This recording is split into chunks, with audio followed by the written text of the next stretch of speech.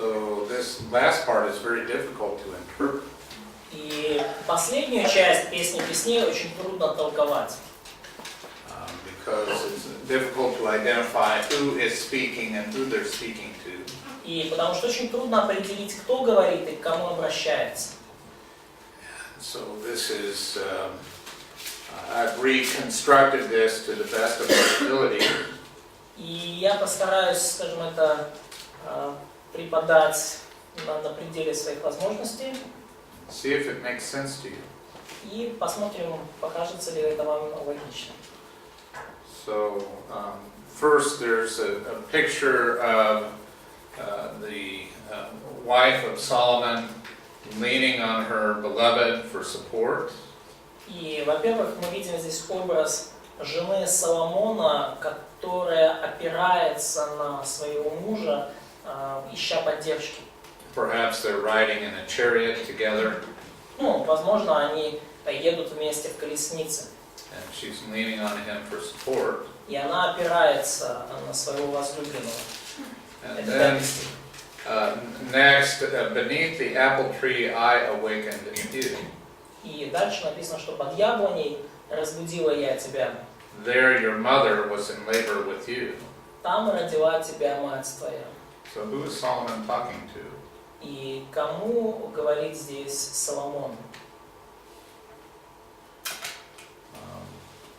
So it's not clear in our Russian because we have this I awakened you in kind of female, so it seems like she's talking. No, because again in Hebrew it's just common, so you don't know male or female. Да, но опять же вот в еврейском здесь я, то есть первого лица глагол, он не имеет рода, поэтому он может быть и мужским, и женским. И Марк предполагает, что в этом случае Соломон говорит жене, то есть правильно, под яблоней разбудил я тебя. But when you say your mother gave birth to you, you could only be talking to a child, right? To the child. Но когда вы говорите, да, что под яблоней родила тебя мать твоя, то вы можете обращаться так только к ребенку, да?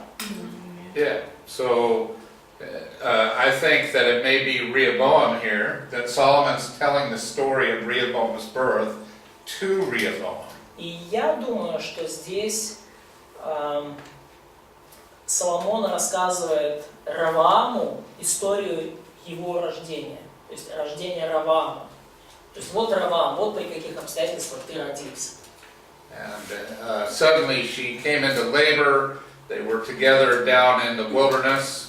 И неожиданно она, то есть у нее наступили схватки, она начала рожать, когда они были вместе в пустыне. And then riding in the chariot together, she's leaning on him in labor. И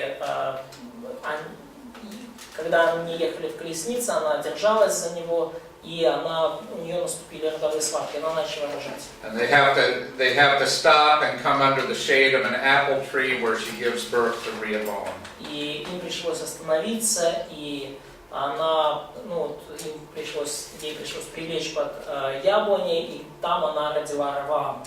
So Rehoboam is old enough to understand this. То есть, Раваам уже достаточно взрослый, чтобы это понимать. Perhaps he's 5 or 10 or 15 years old. We don't know, but he's old enough to understand. То есть ему уже лет 5, 10, 15, то есть он уже достаточно взрослый, чтобы понимать такие вещи. So the mother isn't telling this story, the father is. То есть мама не рассказывает ему эту историю рассказывает папа. The mother isn't here. И мамы здесь не видно. And then in verses 6 and 7, Solomon stops and talks about the eternal and virtuous nature of love. И в 6 и 7 стихе Соломон останавливается и говорит о вечной природе любви и о ее добродетели. Interesting, right? Why would he say this to Rehoboam? И скажите, интересно, почему он говорит это Равааму? Put me like a seal over your heart, like a seal on your arm. Положи меня как печать на сердце твое, как перстень на руку твою. Why does he say love is strong as death? И почему он говорит, что Любовь крепка, как смерть, fierce as Sheol, люта, как преисподняя. the most intense kind of flame. То есть люта, как преисподняя ревность, и он говорит здесь о самом таком, самом сильном роде огня. And then he says, many waters cannot quench love. As though love is a flame, and no matter how much water you put on it, it can't go out. То есть она пламень весьма сильно, да, то есть эта любовь это как огонь, и неважно сколько воды вы выльете на нее, то есть большие воды все равно не смогут потушить любви. You know, if you turn the Dnieper River onto this flame of love, it still wouldn't put it out. Да, если вы всю воду реки Днепр обратите на то, чтобы погасить любовь, вы все равно ее не погасите. And then he says something really great. Далее он говорит нечто совершенно потрясающее, великолепное. He says you can't buy love. Он говорит, что вы не можете купить любовь. It's free or it doesn't exist at all. Она дается бесплатно или она вообще не существует. No amount of candy or flowers. Никаким количеством конфет и цветов. Because if a man were to give all the riches of his house for love, it would be despised. Потому что если бы кто давал все богатство дома своего за любовь, то он был бы отвергнут с презрением. Isn't this what you do? In prostitution, when you try to purchase the physical love of a woman. И вот что, например, да, люди делают, и, ну, что происходит при проституции, да, то есть мужчина покупает у женщины физическую любовь. If you make it into a purchase, then it's just something that is despised. И если вы выставляете любовь на продажу, то это нечто, что будет отвергнуто с презрением, нечто, что будет презираемо. So in verse 8 we have something that we're going to work on translation a little bit here. И в 8 стихе у нас есть место, где нам нужно поработать с переводом немножко. Okay, because there is a literal Hebrew, and maybe we'll put it up here on the board, but I want you to see it in the Hebrew. Потому что тут надо поработать с буквальным еврейским, и вам это надо увидеть. Please. А можно еще в 5 стихе, кто говорит? One more question. Who is speaking in verse 5? Соломон. Oh, I think Solomon is. Да, он говорит Соломон. He's telling the story to his child of how his child was born. Он рассказывает своему сыну Раваму историю его рождения, историю рождения Равама. Я разбила об этом. Я же говорил, и Ну я уточнить, я же да, мы уже об этом говорили, что я здесь, оно не имеет рода. И род, то есть, скорее всего, речь идет именно о, то есть, там мужской род. То есть Соломон говорит, по сути, я разбудил. Яблони разбудил я тебя. Можна було до 6-го вірша? Да. Ну, просто є пісня на 6-й і половину 7-го вірша, де описується, наче любов Христа до нас, що він, його сильна любов, він відповідний. Ну, це правильно? So, there is a song, украинская песня? Англійська і There is a Ukrainian and also English song, and maybe a lot of them, which based on verse 8:6 and part of verse 7, and which speaks about love of Christ to us. Okay. But the basic of lyrics is these words. Is it correct to use this as an illustration? So people, so I don't know how to say it, but let me say it this way. A lot of Christians are afraid of sex. Не знаю, как это сказать, скажу так. Многие христиане боятся секса. You know, they're just embarrassed or something, or have guilty feelings. Они стыдятся этого, либо испытывают какое-то чувство вины. Or they think it's dirty. Или они думают, что это нечто грязное. And so they try to make something different out of the Song of Solomon. И они пытаются из песни песней сделать нечто другое, чем она не является. So, you know, they try to make something like, is this about the love of Christ for His church? И они пытаются на это посмотреть, как на, это о том, как Иисус любит свою церковь. Okay? And I think it's okay to compare that. И я думаю, нет проблем с тем, чтобы сравнивать эти вещи. But I don't think that Solomon is making a prophecy here. Но я не думаю, что Соломон здесь делает какое-то пророчество. Okay, so, you know, is the Song of Solomon about the love of Christ for His church? То есть можем ли мы сказать, что это песня песней Соломона о любви Христа к церкви? That would be awkward. Это будет очень странно. I hope not. Я надеюсь, что Иисус так нас любить не будет. Seriously, I mean, there's Серьезно. stuff in there, you know, that would be really blasphemous if it was about the love of Christ for His church. Если бы это было о любви Христа к церкви, то некоторые фразы в этой поэме звучали бы как богохульство. So how do we interpret? You know, we take something in the most natural and obvious way possible, right? И как нам толковать книгу? Мы просто читаем и выбираем наиболее естественный, наиболее возможный буквальный путь толкования. What do you think Solomon was writing about? Как вы думаете, о чем писал Соломон? About relationship, about himself and his wife. Yeah. So I think it's a pretty dangerous thing to say that this is about Christ and His church. Поэтому я думаю, очень опасно говорить, что песня песней это об отношениях Христа и церкви. And I think there's all the meaning that we need right there on the surface. И я думаю, что все те значения, которые нам нужны, они здесь лежат просто на поверхности. Okay? Does that help? Yeah.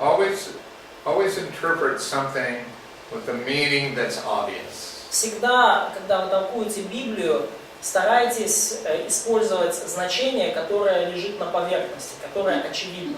I think it's arrogant to put your own meaning in there. Потому что мне кажется, что это признак заносчивости и надменности, когда вы вкладываете в слова Писания какое-то свое собственное значение. God's the one who puts His meaning into the Scriptures. Бог вкладывает свое значение в Писание.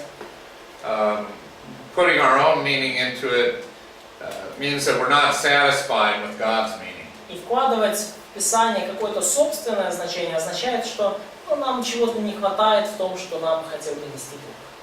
So, В том значении, которое Он должен. but let's talk about application. Но давайте поговорим о применении. Okay, because can't I look at some of the lessons here and apply them to my own marriage? Но, например, могу ли я увидеть здесь какие-то уроки, применимые к моему браку? Can't you, as a young single person, take these lessons and apply them to your own life? Можете ли вы, как молодые и не состоящие в браке люди, большинство из вас, посмотреть и вынести отсюда какие-то уроки для вашей жизни? But after all, isn't the lesson that the physical relationship of a man and his wife are beautiful? Но, в конце концов, не виден ли невооруженным взглядом вывод, что физические взаимоотношения между мужем и женой прекрасны? But it's only beautiful in marriage. Но они прекрасны лишь в браке. Okay, and that's a great lesson. И это великолепный урок. Okay, so why do we need to invent our own lesson? И зачем нам изобретать какое-то собственное применение, какой-то собственный урок?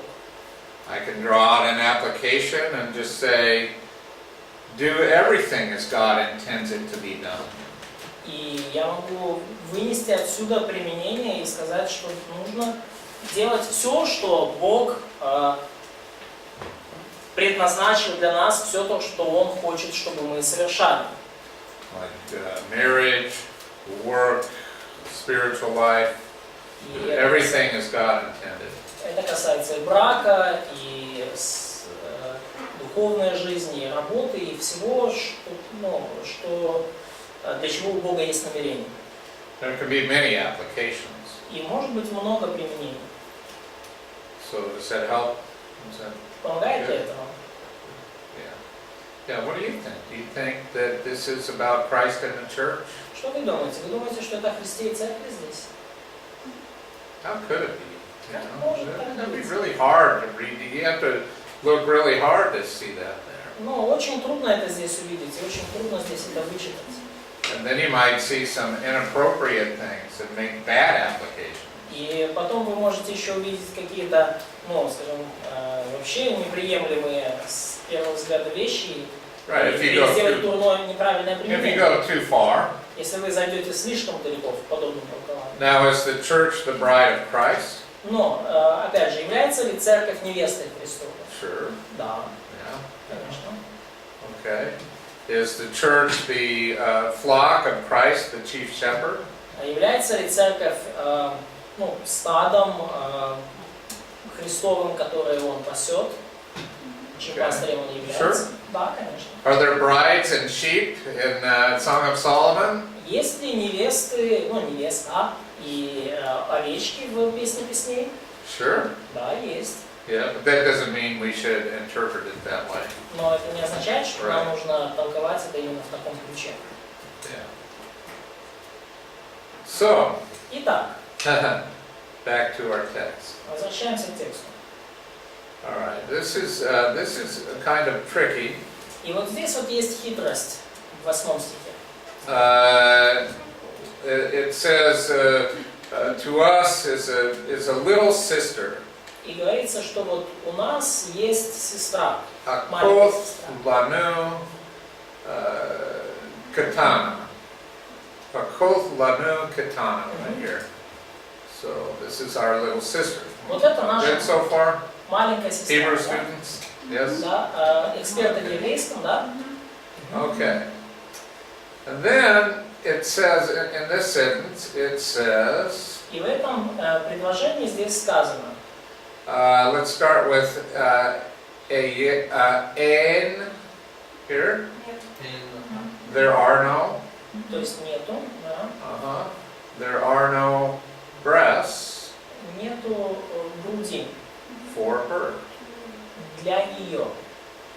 And a lot of people think she's young and not grown up yet, and she hasn't grown into a woman's body. И ну, некоторые люди толкуют это так, что ну, I она think еще маленькая, то есть у нее еще ну, не появилась грудь, то есть она еще не приобрела женские формы. okay, but I disagree. Но я не согласен с таким. So maybe she don't have to be filled with milk.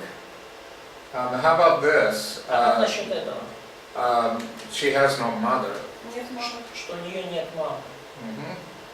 Yeah, that's what I think it's saying.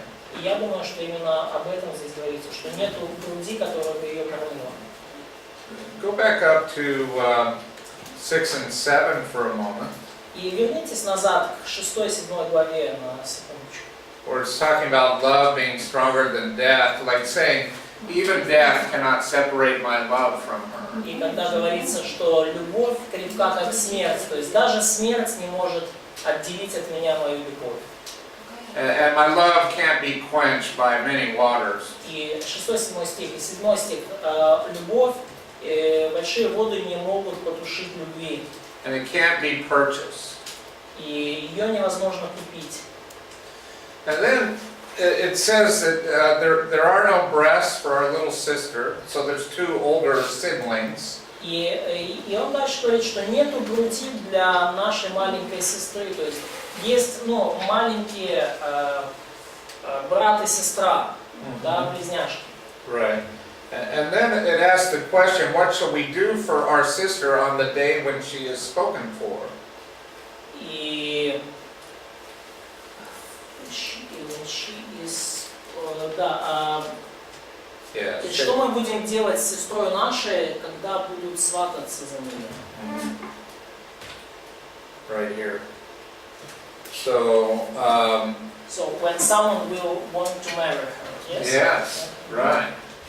So on the wedding day, there are certain responsibilities that the mother has И в for her daughter when she's married to a man.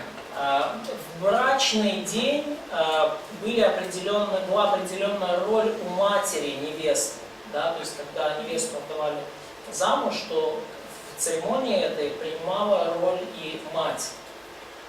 And why do they have to ask this question? И почему им нужно задавать такой вопрос? Почему они его задают? Okay, and in verse 9, it seems kind of strange language. You know, she's a wall, we'll build on her a battlement of silver. И в 9 стихе кажется немножко странно. Вот если бы она была стена, то мы построили бы на ней палаты из серебра. But if she's a door, we'll barricade her with planks of cedar. И если бы она была дверь, то мы обложили бы ее кедровыми досками. Okay, so this will seem kind of funny to us. И это нам покажется немножко, забавным, верно? Okay, if she's a wall, meaning that if she's a young woman who's strong in her physical virtue, and she wouldn't sleep with a young man. Like it's a young single woman, she's a wall. Okay, so she would never sleep with a guy. If she's like that, okay. So she's kind of really... Okay, but if she's a door, that means that she might be willing to sleep with a man. So you get we're dealing with some delicate things here, but do you understand? A woman who's a wall wouldn't open herself to a man, but a woman who's a door would be. Got it? Okay. You got it. Okay. It's hard to explain. Yeah. То It's есть, all yours. если бы она была стеной, то есть если бы она была, so she is not willing just to sleep. Okay, they take two cases. One case, she's not willing to sleep with a young man before marriage. Another case, if she's a door, she's willing to sleep with him. Okay? So, то есть здесь он показывает два варианта, да, то есть один вариант, что если бы она была стена, то есть это, и он говорит здесь о молодой девушке, которая, четко для себя решила, что она не будет спать с молодыми людьми до брака, да, то есть стена, все. А второй вариант, да, что если бы она была дверь, то есть она как бы открыта к такому варианту развития событий. То есть So let's take. It's about two single ladies, two options. One of them is kind of strongly determined. Definitely not. Definitely not, and another one just maybe. Yeah. Okay. Now picture her older siblings saying this. If she is definitely not, we're still going to protect her. И идея здесь такая, что даже если бы она была вот как стена, да, то есть такая девушка, которая никогда на такое не согласится, то мы все равно будем ее защищать. То есть вот говорят ее старшие братья. And if she's willing, we're still going to protect her. А если уж она, даже если она, скажем так, открыта к такого рода отношениям и готова, мы тем более все равно будем ее защищать.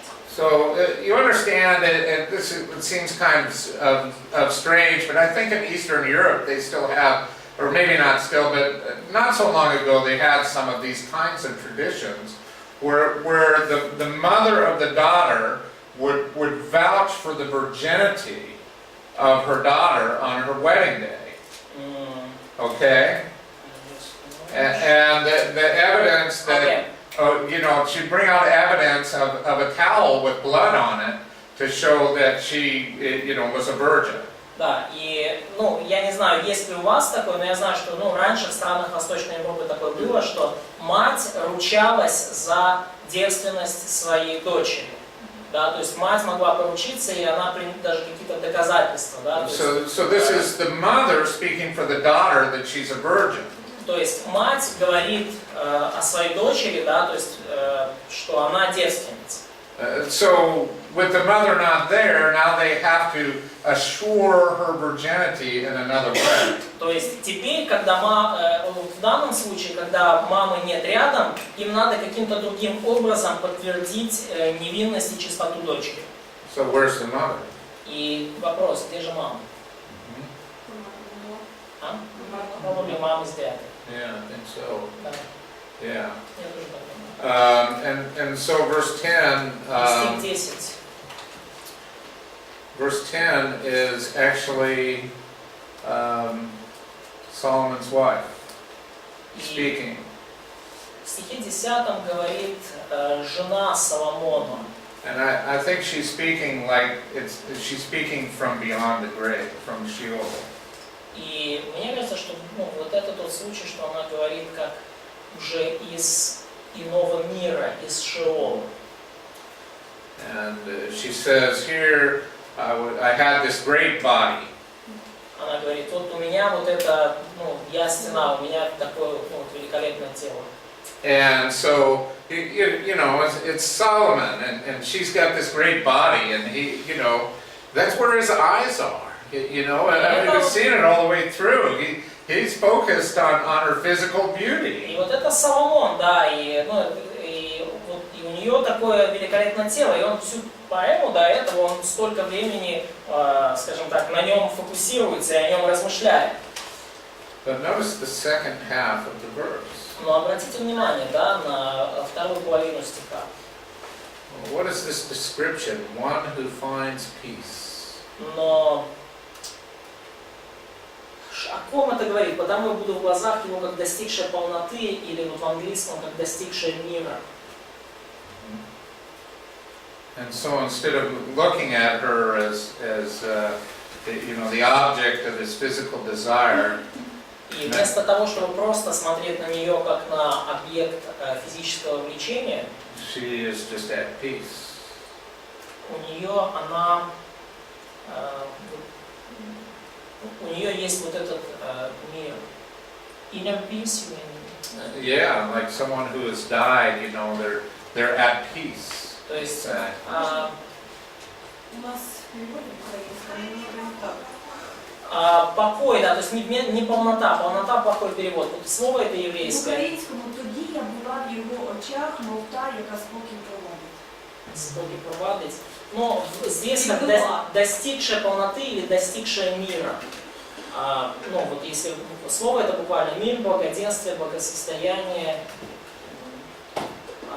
То есть та идея, которую Марк пытается донести, да, что он в данный момент, то есть, как бы она говорит из Шеола, да, из иного мира. И то есть изначально она говорит как бы о теле, да, и Соломон это записывает, но потом она говорит, что я в глазах его как достигшая покоя, да, то есть и здесь речь именно о том, что она уже, упокоилась, как мы говорим, в мире ином. Okay?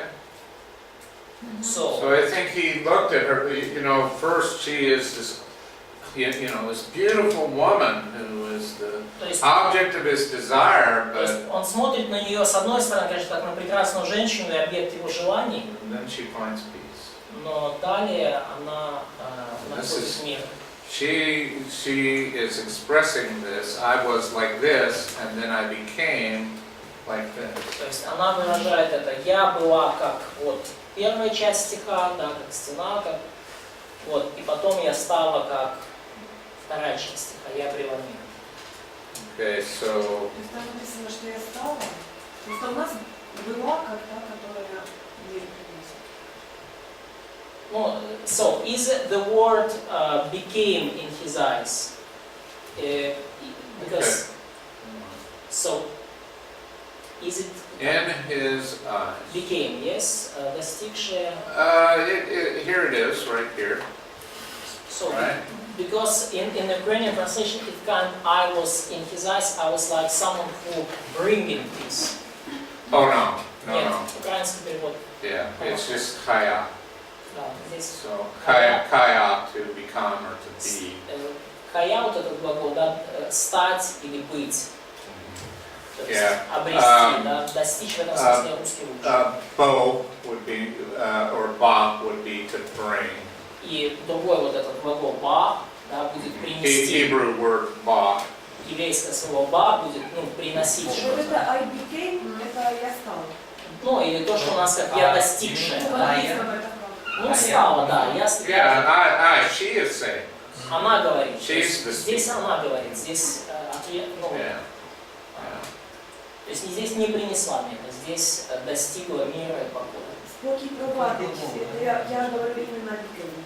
Да, Просто Библия звучит так, старше. что это было, вот, знаешь, как звучит у нас, что вот я как стена была, я была верна тебе, и вот у меня вот такое тело, но я для тебя была верной.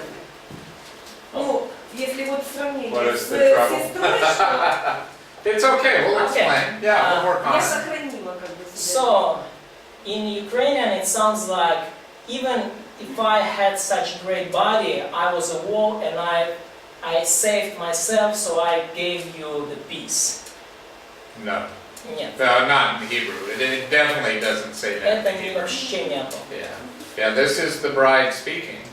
И эта невеста говорит здесь. And she talked about how he changed from looking at her in one way and looked at her in a new way. И она описывает то, как он изменил взгляд свой на нее. То есть, глядя на нее сначала глазами влечения и вожделения, и сейчас он смотрит на нее как на обретшую покой. And so he watched her die. То есть он наблюдает, он видел, как она умирала. So verses 11 and 12 И стихи 11 и 12 talk about the purchase of a vineyard. говорят о продаже виноградника. And so Solomon, he had this vineyard at Baal Hamon. И вот у Соломона был виноградник в Ваал-Гамоне, He puts it in the trust of caretakers. и он доверил его сторожам. Yeah, he didn't care for it directly, but other people cultivated it and cared for it. Он не заботился о нем лично, а другие люди заботились и выращивали его. And so they were to bring him the fruit of this vineyard. И им было поручено приносить ему плоды этого виноградника. And there's an offer of this vineyard and to give him 1,000 shekels, they offered directly to Solomon. И было определенное, скажем так, приношение за вот этот виноградник. Ему за плоды должны были приносить 1000 шекелей, 1000 серебряных. So it's talking about a vineyard that Solomon has purchased and put into the care of others. То есть, речь идет о винограднике, который Соломон выкупил и поручил другим. And then in verse 13 is Solomon speaking. И в стихе 12 говорит Соломон. And he is addressing those who, or one person who is sitting in the garden. И он обращается к одному человеку, который сидит в винограднике. Okay, do you see this? Verse What is the Hebrew students? What's the gender of the ending here? in Verse 13, yes? Yes. В 13 стихе. Какой род здесь? Hayoshabeth. Аешадас. What's the gender of the ending? Женский. Female. Род. Female, feminine. Да, род. So he's addressing someone who is feminine, И он обращается к кому-то женского рода. and it's someone who lives in the garden, И он обращается к кому-то, кто живет who в resides саду. there. This Yasha То есть он здесь как цитирует, да, то есть describes a permanent dwelling place. и здесь говорится о постоянном месте жительства, да, жительницы садов. My companions are hearing or listening for your voice. Товарищи внимают голосу твоему, дай мне послушать его. And the last thing he says is, "Let me hear."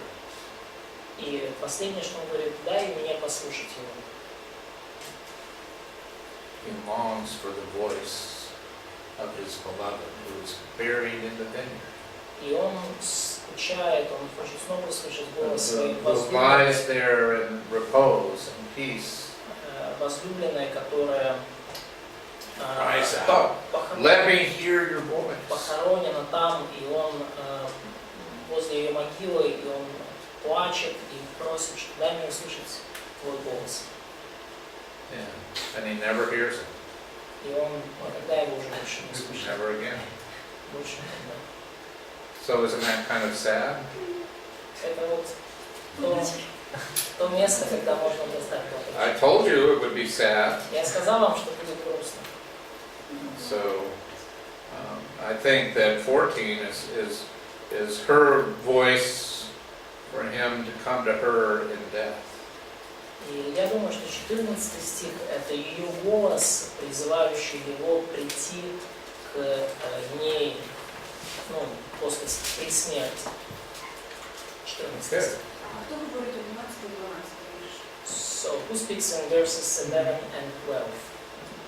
I think Solomon is, so it's really just, you know, commenting that he had a vineyard in a certain place, and he entrusted it to caretakers. Ну, я думаю, что это совершенно обычное явление, что у него был какой-то виноградник, и что он поручил его другим. And in verse 12, I think that someone has offered his own personal property for Solomon to bury his wife there. И offered his Personal vineyard. Here, take my vineyard to Ага. bury her. Да, то есть кто-то просто предложил ему свой виноградник, чтобы похоронить So там. Solomon had a vineyard, but somebody else offered their vineyard for this burial. То есть у Соломона был свой виноградник, но кто-то предложил ему другой виноградник для того, чтобы ее похоронить. Yeah. But then it transitions to, you know, the vineyard itself, the gardens. И вот дальше вот этот переход к самому винограднику, к садам. Okay? Вот так. She dies in the end. И она в конце умирает. Это он как бы уже детям своим рассказывает. So it's something he speaks to his children, yes? Yeah. Да.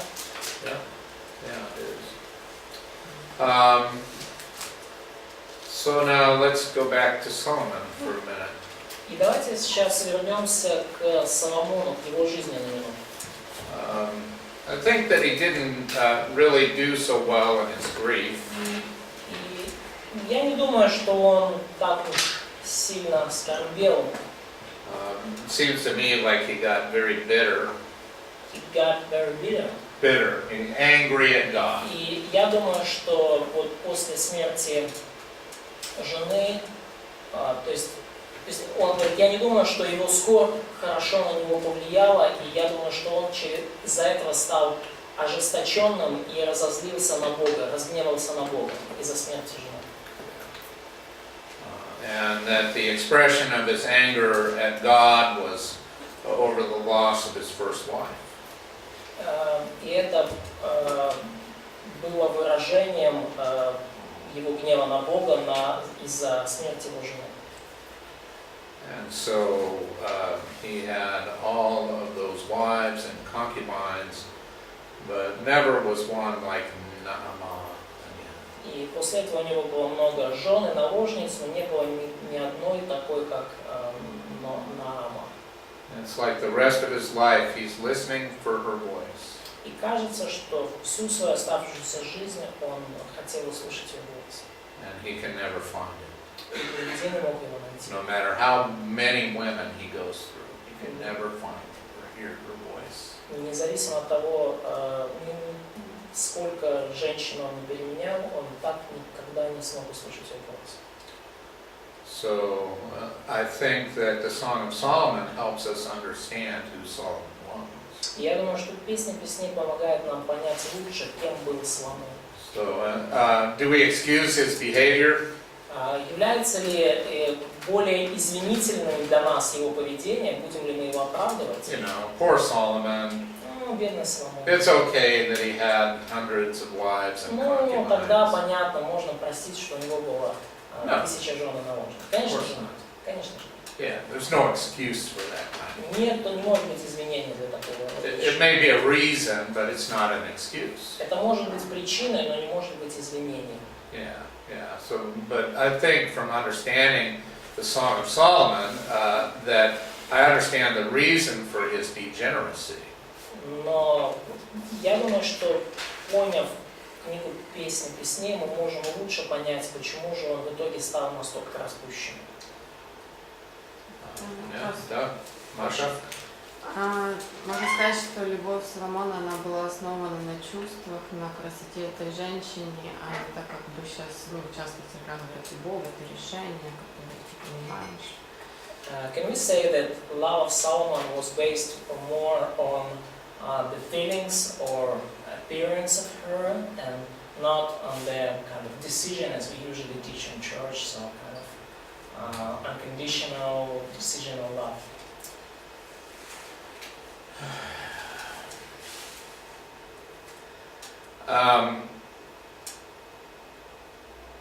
I think it was probably both. Я думаю, что в данном случае было и то, и другое. And here's why I think so. И вот почему я так думаю. She's a woman of virtue, isn't she? Она была добродетельной женщиной, не правда ли? I mean, she's the one who speaks in the 3 commercials. Она была той, которая говорила как раз-таки в 3 этих рекламных паузах. And if she's saying that, she's a woman of virtue. И если она такое говорила, то она очень добродетельная девушка. And that kind of virtue doesn't come from nowhere. И такой род добродетелей, не встретишь, он не берется просто так, из ниоткуда. I think this is godly virtue.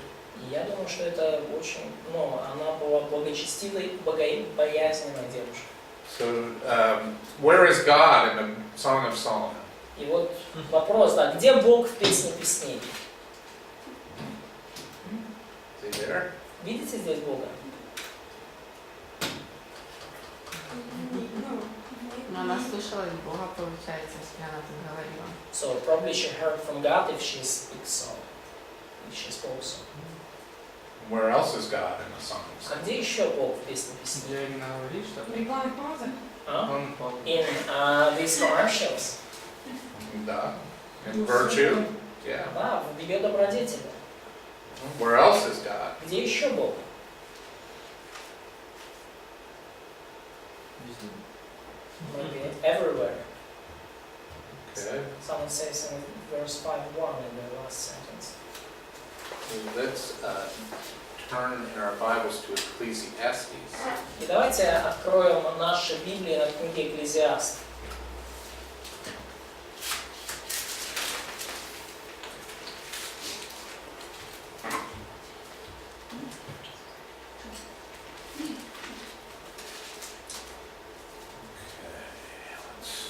Go to Ecclesiastes 3:11. Откроем Экклезиаст 3:11. Et akol sa yapeh. He has made everything appropriate, yes? Not appropriate.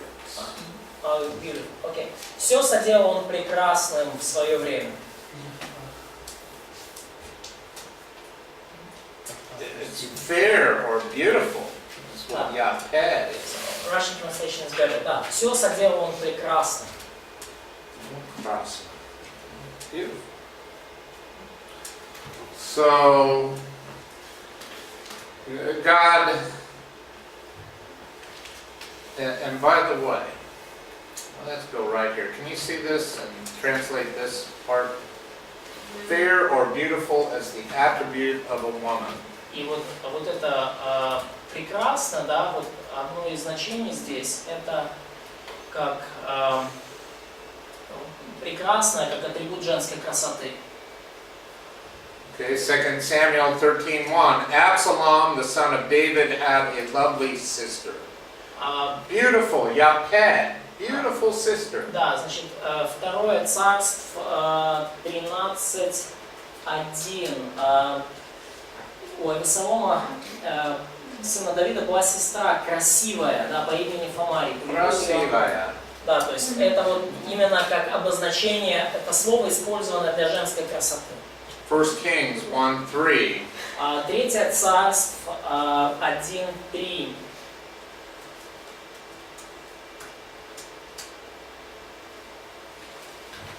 и искали красивой девицы во всех пределах израильских. И нашли Алисабу Сунамитянку. Can a beautiful woman be evidence that God exists? Может ли прекрасная девушка, женщина быть свидетельством того, что Бог есть? Oh, let me put it in a better way.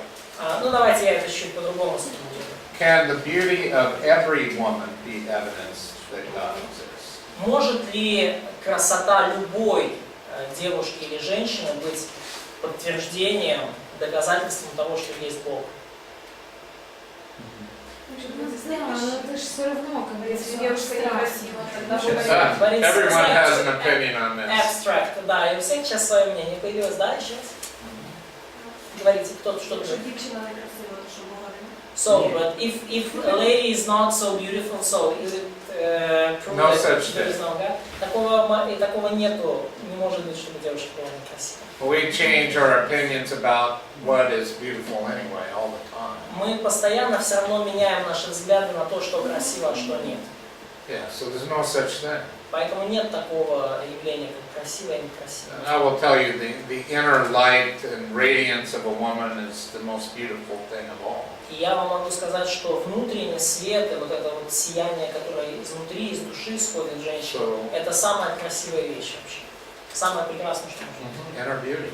Yeah, the inner beauty, like Sarah talks about in 1 Peter, the beauty of Sarah. Да, красота, которая говорится в 1 Петра, когда говорится о Саре.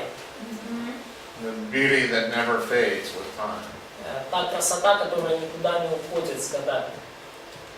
So, I think it's interesting because beauty, it works in our heart and makes us long for God, the author of beauty. И я думаю, это очень интересно, потому что красота, она притягивает наше сердце и направляет наше сердце к Богу, который такую красоту сотворил. So is the physical relationship between a man and his wife beautiful? И потому, разве не прекрасные физические взаимоотношения между мужем и женой? It's supposed to be. Они должны быть такими. God intends for it to be. Бог предназначил им быть такими. Это Его намерение. So maybe God is in Song of Solomon in this way also. То есть, может быть, Бог присутствует в песне песней и таким образом также. What do you think? Что вы думаете? Maybe. Just maybe? Ну, и всего лишь может быть.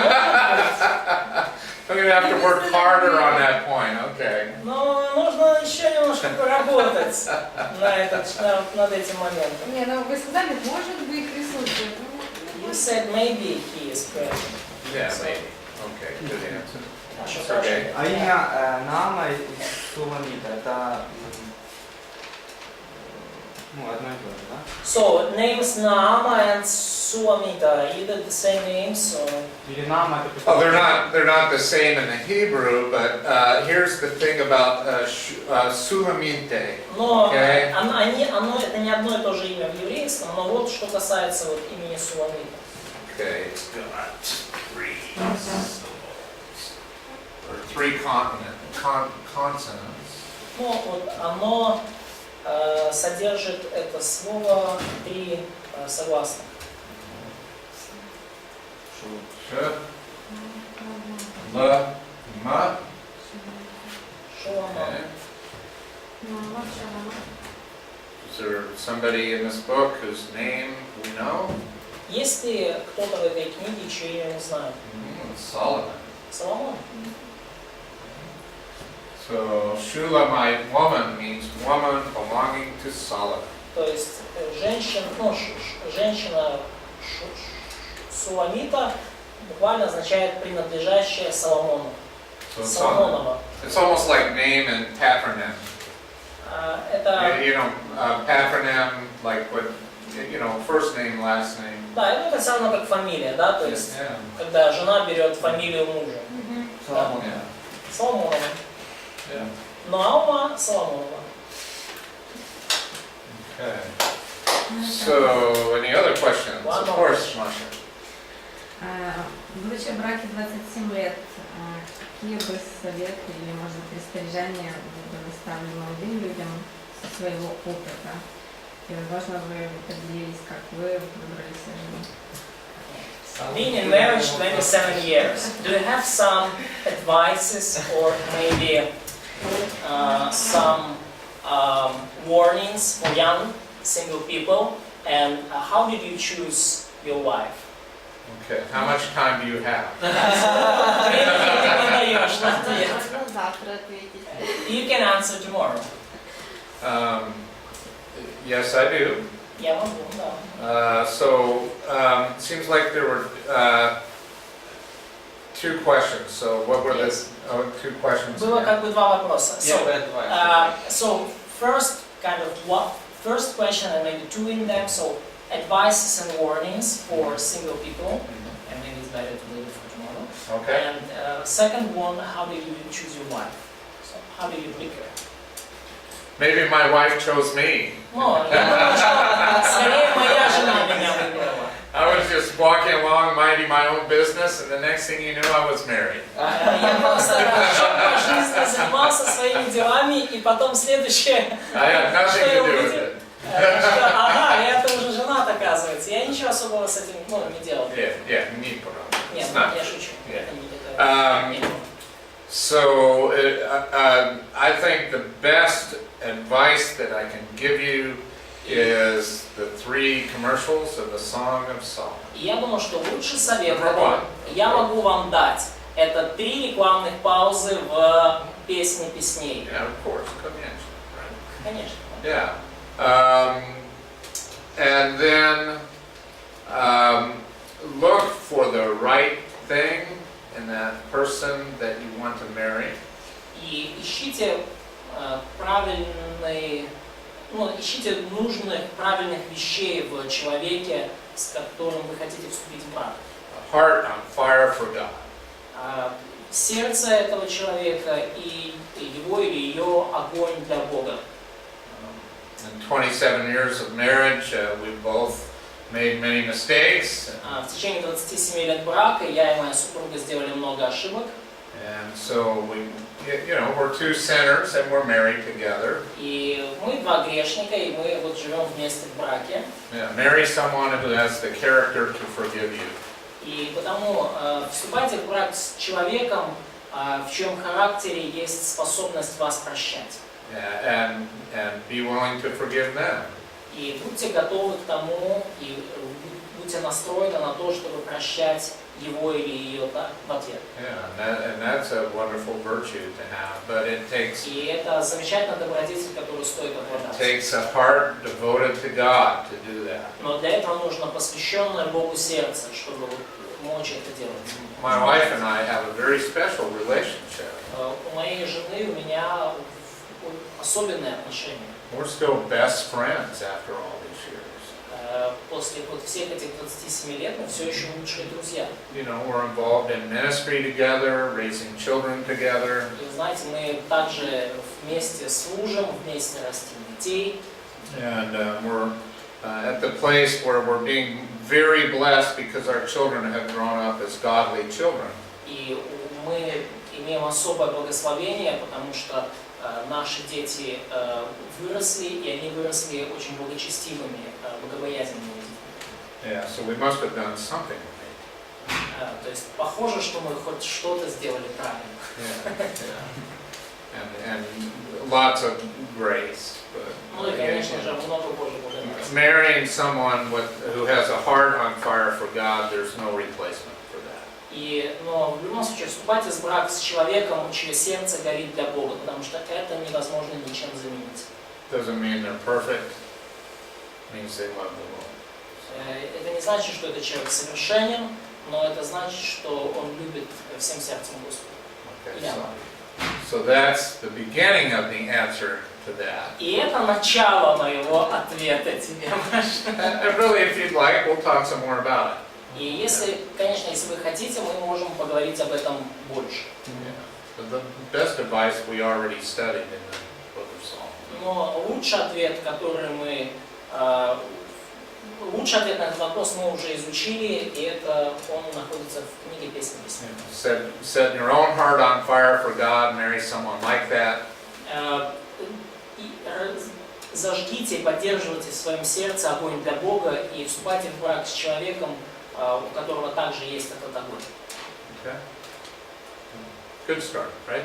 Хорошее место, чтобы остановиться, да? All right.